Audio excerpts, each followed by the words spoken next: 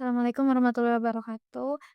Hasil Sari dengan Iqbal 300 1849. Ini saya akan mengerjakan tugas responsif dengan menjelaskan terkait implementasi transformer untuk koreksi tata bahasa. Pertama itu ada import import library-nya. Ini untuk memanipulasi data pandas, deep learning, dan pembuatan dataset. Ini juga menampilkan versi TensorFlow untuk memastikan konfigurasi lingkungan. Lalu di sini ada set random fit-nya yaitu 42. Yang pertama itu ada setup awal pemrosesan data. Dataset yang digunakan itu JFLI dari pustaka dataset Hugging Face. Dataset ini digunakan untuk tugas koreksi kesalahan tata bahasa. Lalu ini ada di print dataset untuk mengeprintnya. Terus di sini ada merge validation-nya. Total sampelnya itu 1503. Lalu di sini ada untuk membuat data frame pada ini mengambil sentence kalimat yang salah sebagai input dan correction pertama sebagai target untuk setiap sampel terakhir. Lalu di sini ada shuffle the dataset buat dataset acak. Terus di sini ada training validation split atau training validation dan training testing, yaitu sebagai data frame yang telah diacak sebagai menjadi set pelatih validasi dan pengujian menggunakan train test split dari current model selection. Lalu yang kedua ada tokenisasi padding.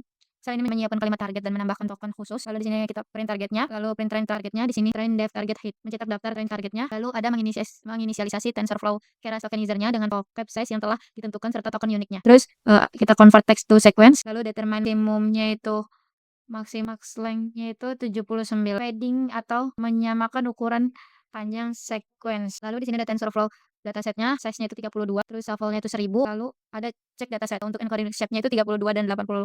Untuk decoder shape-nya itu 32 dan 79. Lalu yang ketiga ada positional encoding. Terus di sini untuk maximal position, setelah itu ada import matplotlib code ASPLT-nya itu untuk max position-nya itu 50, untuk demodelnya itu 128. Sel ini menguji fungsi positional encoding. Sel ini menghasilkan positional encoding dengan max position dengan sebesar 50. The model 128.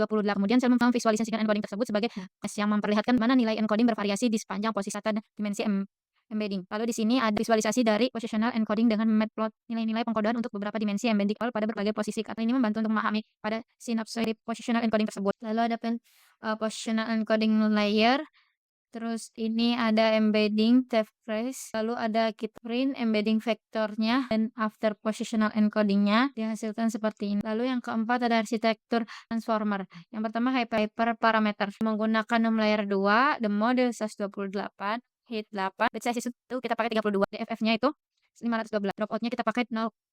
Lalu ada multi hit attention, lagi. Saya ini menganalisis lapisan TF keras layer multi hit attention untuk menggunakan hyperparameter numHit dan model. Lalu ini output MHA sebagai query key dan value ke lapisan multi head attention. Ini membentuk shape keluarannya yang harusnya sama dengan masukannya. Lalu return attention. Lalu di sini juga visualisasi peta atensi dari attention hit pertama menggunakan matplotlib. Plot ini membantu memahami bagaimana dari urutan input yang diperhatikan oleh model untuk setiap posisi dalam urutan output. Example padding-nya ini seperti ini dihasilkan 1,155. Lalu multi hit attention block sama di sini ada feed forward network. Sel ini menguji multi hit attention layer questionnaire dalam pengaturan sel attention di mana query key dan value adalah sampel input yang sama. Sel ini mencetak bentuk output untuk mengkonfigurasi fungsinya. Lalu ada encoder of the transformer. Kelas feed forward network ini mengimplementasikan komponen jaringan feed forward posisi per posisi dan transformer. Kelas ini terdiri dari dua lapisan value diantaranya dan diterapkan secara independen pada setiap posisi dan dalam urutan. Lalu di sini ada FFN feed forward network dengan output shape-nya itu 4, 10, 128. Lalu di sini ada output shape-nya itu 4, 10, 128. Yang keempat ada encoder layer. Di sini ada kelas encoder layer-nya, layer normalization-nya, lalu ini dropout-nya, ini multi hit self attention-nya, untuk ini residual connection-nya. Lalu ini residual connection layer normnya, lalu di return.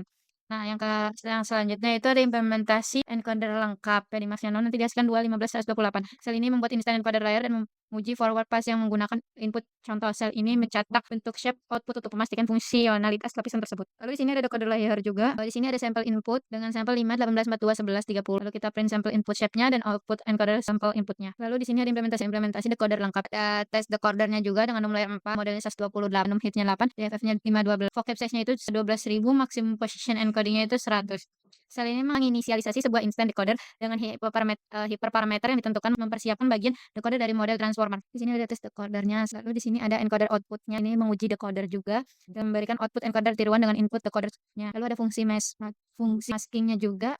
Di sini ada tesnya juga, ada tes angkanya, dan ini transfer flow. Lalu ada look ahead max-nya, lalu di sini ada dev create decoder self attention max-nya dengan target. Bagian yang ini masih sesuai dengan kode yang diberikan. Lalu di sini ada kelas transformernya yaitu encoder, decoder, output layer, terus ada transformer. Sel ini menganalisis model transformer secara lengkap dengan hyperparameter yang telah ditentukan. Lalu ada encoder input TF consents-nya, lalu ada sel pengambilan output mentah dari transformer dan menetapkan TFR max-nya. Nah, ini adalah pelatihan model percobaan pertama yaitu yang pertama itu mengimport TensorFlow as, import NumPy, mengimport pustaka yang diperlukan. Transformer layernya kita gunakan 4, modelnya itu 128 num hitnya itu DFF-nya itu 512, input vocab-nya itu kita gunakan size 12.000, target vocab size-nya juga sama, input encoder-nya maxline, dropout-nya kita gunakan 0,1. Lalu di sini ada fungsi loss function, ini menghitung loss categorical cross entropy dengan masking. Lalu the accuracy function, fungsi akurasi funksi ini untuk menghitung akurasi dengan masking. Fungsi ini membedakan token target yang sebenarnya atau real dengan token hasil prediksi atau pred yang diperoleh melalui argumen max, serta menerapkan max untuk mengecualikan token padding dari perhitungan akurasi. Lalu di sini ada optimizer. Sel ini untuk menginisialisasi optimizer ada learning rate-nya itu 0,001. Lalu ada training loss. Terus lalu ada for encoder inputnya, prediction shape-nya itu 32, 78 dan 12.000.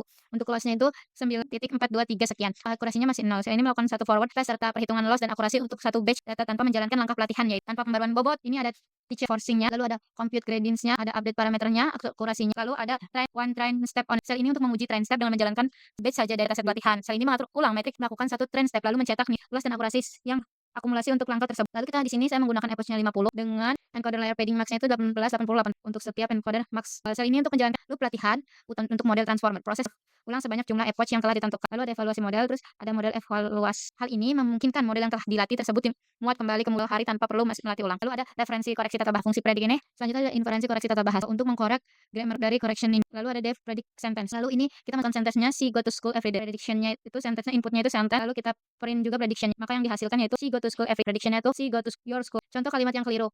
Ini berupaya memperoleh prediksi hasil koreksi serta menampilkan baik input maupun hasil koreksi yang diprediksi. Tipe error yang muncul indikasikan adanya masalah saat mengkonversi data output. Lalu ada percobaan yang kedua percobaan kedua di sini mengimport terlebih dahulu. Di sini yang saya untuk transformernya juga numernya kita menggunakan 4188 juga. Untuk drop rate-nya itu masih menggunakan 0,1 ya. Terus di sini ada sel untuk mendefinisikan objek kerugiannya juga sama kayak yang di atas. Lalu di sini ada loss function-nya juga sama kayak yang di atas. Lalu accuracy-nya itu float-nya itu 32. Fungsi accuracy ini untuk menghitung akurasi dengan masking. Terus kita optimizer juga train loss dan train accuracy-nya juga for encoder inputnya dengan data text-nya 1. Lalu di sini kita print prediction shape loss accuracy. Untuk prediction shape-nya itu 3278876 dan loss-nya itu 82983 sekian. Akurasinya itu tetap masih 0. Sel ini digunakan untuk memeriksa kinerja awal model yang belum dilatih serta menampilkan bentuk prediksi.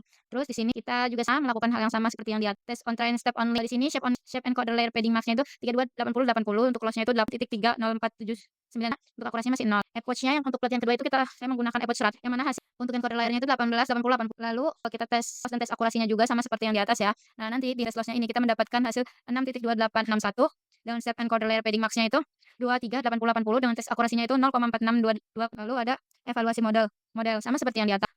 Untuk tes loss-nya itu 62861, tes akurasinya 0,0.4628. Lalu ini ada inferensi koreksi data bahasanya. Hasil yang dihasilkan ya seperti ini contohnya. Sentence-nya kita pakai si go to school everyday, lalu nanti kita print inputnya dan print prediction-nya.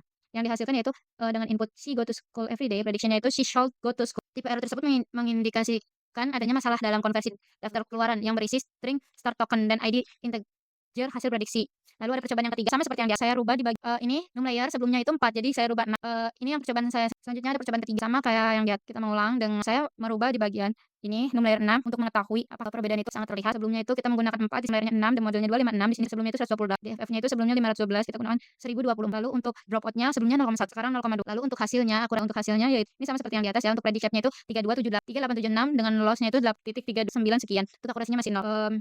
Nilai loss sebesar 8.32927 dan akurasi 0 menunjukkan bahwa model masih berada pada kondisi awal sehingga belum mampu melakukan prediksi dengan belum proses training dilakukan. Lalu ada train shape-nya juga. Di sini loss-nya 8.29 sekian, akurasinya masih 0. Terus ada yang ketiga ini yang keberapa ya? Lalu ada train modelnya kita gunakan approach 75. Terus evaluasi model juga sama. Model evaluation dash datanya juga sama. Lalu hasilnya itu shape encoder layer padding max-nya itu 238080. Untuk tes loss-nya itu 87021 dan tes akurasinya sebesar 21,41%. Nilai tersebut menunjukkan bahwa kemampuan model dalam melakukan koreksi grammar pada data baru masih tergolong rendah sehingga model belum mampu melakukan generalisasi dengan baik meskipun telah menunjukkan peningkatan performa selama proses training. Lalu ada ini pengujian, contoh inputnya si go to school everyday, prediction-nya learn.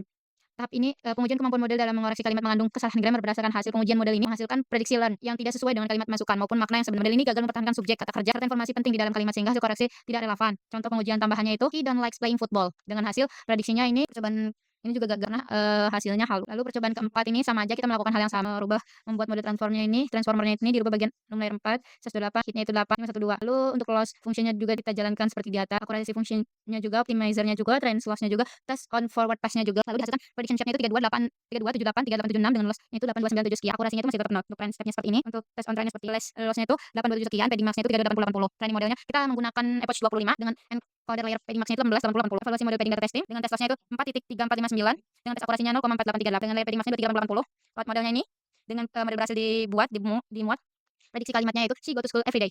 Untuk input dan output-nya yaitu, "She go to school every day." Prediksinya she go to school. Tapi ini digunakan untuk menguji kemampuan model memprediksi kesalahan kata bahasa baru yang belum pernah dilihat sebelumnya. Dengan input she go to school every day dan prediction she go to school, hasil ini memprediksi menunjukkan bahwa model berhasil mempertahankan makna kalimat, namun belum mampu memprediksi kesalahan tata bahasa. Model juga menghilangkan every day dan hanya menghasilkan kalimat she go to school. Seharusnya hasil koreksi yang benar adalah she goes to school every day. Hal ini menunjukkan juga bahwa meskipun model sudah mampu menghasilkan kalimat yang relevan dengan masukan, kemampuan korelasi primer masih perlu ditingkatkan. Lalu ini ada pengujian kedua juga, pengujian tambahan. He don't likes playing football. Dengan prediction he choose decide already. Plus ada pengujian selanjutnya yaitu pengujian tambahan untuk memiliki kesalahan grammar. They was watching movies yesterday. In prediction they was bring haven't interns. Itu kan salah ya. Lalu pada percobaan keempat dilakukan penyesuaian hyperparameter dengan mengembalikan konfigurasi model mendekati percobaan awal serta menggunakan 25 epoch selama proses pelatihan. Berdasarkan hasil evaluasi, model mempertahankan makna kalimat. Beberapa kasus sederhana seperti kalimat "she go to school every day" yang diprediksi menjadi "she go to school". Meskipun grammar belum diperbaiki secara sempurna, makna utama kalimat masih tetap dipertahankan. Namun pada kalimat yang memiliki tingkat kesalahan grammar lebih kompleks seperti playing football dan they was watching movie yesterday, model masih menghasilkan prediksi yang tidak sesuai dengan makna kalimat. Kesimpulan dan perbandingan berdasarkan seluruh percobaan yang telah dilakukan dapat disimpulkan bahwa perubahan hyperparameter memberikan pengaruh yang signifikan terhadap performa model transformer dalam tugas grammar error correction. Peningkatan kompleksitas model tidak selalu menghasilkan performa yang lebih baik. Pada percobaan ketiga, penambahan jumlah layer, dimensi embedding, dimensi feed forward, serta perubahan learning rate dan dropout menyebabkan model mengalami overfitting sehingga performa pada data uji menurun. Sebaliknya, pada percobaan keempat, jumlah epoch yang terlalu sedikit membuat model belum belajar secara optimal. Dari keempat percobaan kedua memberikan hasil terbaik karena mampu memperbaiki kesalahan grammar secara konsisten sekaligus mempertahankan makna kalimat. Oleh karena itu, pemilihan hyperparameter yang seimbang terbukti lebih efektif dibandingkan hanya meningkatkan kompleksitas model. Lalu informasi yang didapatkan rangkaian percobaan ini menunjukkan bahwa perubahan konfigurasi hyperparameter seperti jumlah layer, dimensi model learning rate, dan epoch berdampak signifikan terhadap performa model, di mana peningkatan kompleksitas arsitektur tidak selalu menjamin hasil yang lebih baik. Model dengan arsitektur yang terlalu kompleks cenderung mengalami overfitting yang ditandai dengan tingginya akurasi pelatihan namun buruknya kemampuan generalisasi saat pengujian kalimat baru karena merusak makna asli dan memicu pengulangan kata. Kembali keseluruhan praktikum. Terima kasih banyak ya Mbak, Mas sudah dari awal praktikum sampai responsif. Praktikum yang berjalan dengan baik. Pastikan dari saya kurang lebihnya. Mohon maaf. Assalamualaikum warahmatullahi wabarakatuh.